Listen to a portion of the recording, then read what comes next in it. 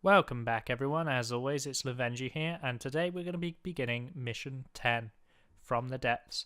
This is quite a cool little mission. It's another one of the gimmicky missions, much like Mission 5, in which our tribe is going to be immediately under threat, and we're going to have to react quickly to complete this mission. I was stumped on this mission for the longest time, and I was actually dependent on cheats as a kid to get past it. I used to have to cheat to get all spells, and then cheat to get max mana, and then actually kill the enemy shaman before she could do the little gimmicky thing. But I won't spoil it. Let's get this underway. So, as I said, Mission 10 is From the Depths. It's the central mission of the second solar system. And we have a terrible vision of scenes of death and destruction as our own settlement sinks into the sea. As you can see, there's a guard tower directly above us belonging to the Metak tribe. And I'm very quickly moving here. The game expects you to kind of figure out what's going wrong, and there's no shame in failing the mission the first time. As you can see, very, very quickly, our tribe is being sank into the sea by the erode spell. Very horrible little way to die, if you ask me. And we have to go to this island as quickly as possible. Now, if you move quickly enough, you can actually save 2 boatloads of people, maybe even 3. I'm never quick enough to save 3. You can see I'm going back immediately. I want to make sure, you have to make sure you save some braves, because I hate boats. I hate boats so much. I actively hate boats. As you can see, boats are the worst thing that one can ever possibly be asked to control. Anyway, it's important you save some braves, because the braves are actually required to rebuild the tribe that we're going to be gifted with. So the last of our men sink into the sea and pray to this totem.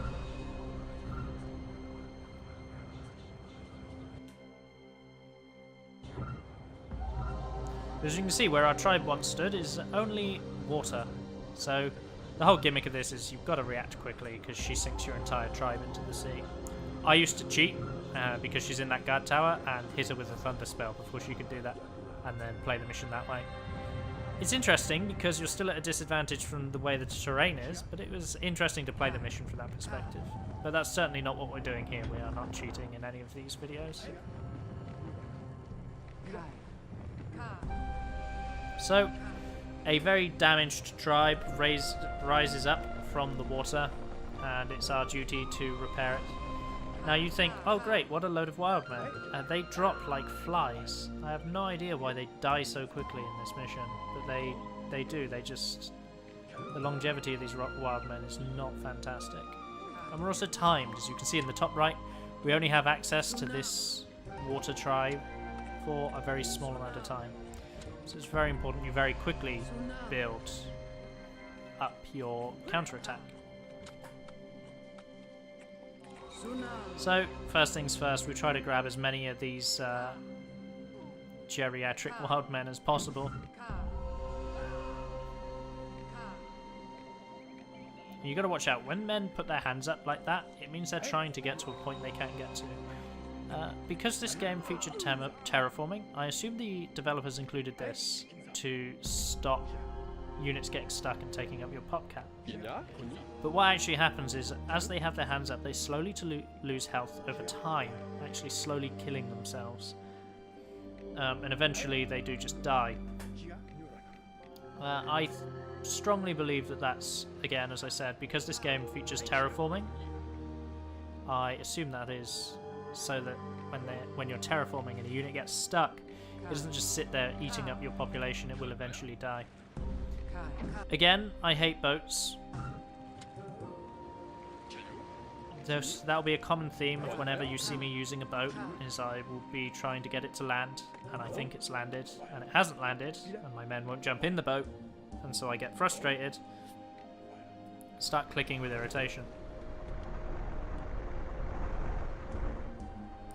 So, their base is pretty straightforward. Those patrolling fire warriors you've got to be careful of. Shamans in vehicles take significantly increased damage from fire warriors. It's a unique property of the fire warrior. If they're shooting a unit in a vehicle, that's either in a boat or in a hot air balloon, the damage taken is increased. So Shaman can actually be two-shot by fire warriors. when it comes to being in boats or being in... Sorry, I punched my mic. Being in hot air balloons is the other vehicle.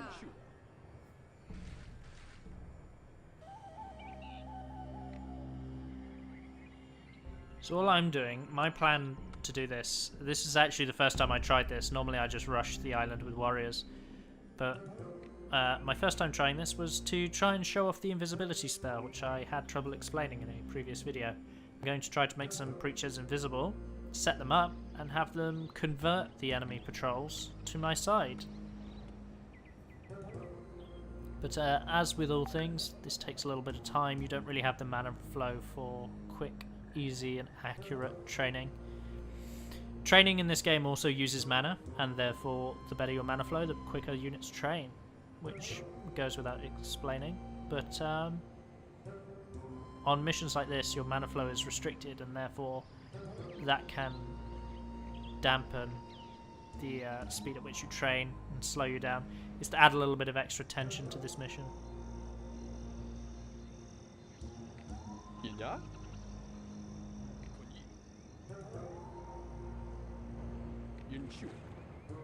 So with the boat ready, oh, every time I watch myself have to control boats, I get really quite annoyed.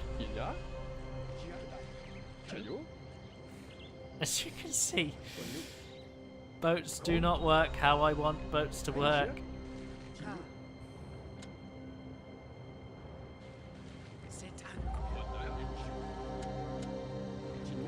So I'm switching back to the Thunder Spell just to add any extra damage when we're landing that I may or may not need. It's not entirely essential, but I'm convinced that this invisibility spell is actually going to work out really well for us. And it does. I get the preachers to the patrolling warriors, and I get them to intercept the fire warriors, which was the bit I was worried about. And then all I do is put them next to these huts so that when the enemy followers come charging out, they actually get preached to.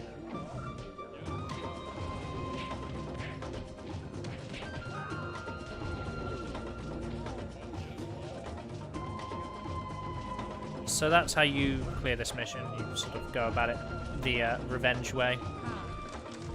So after many years of being stuck and struggling, I finally figured out how to do this mission the intended way,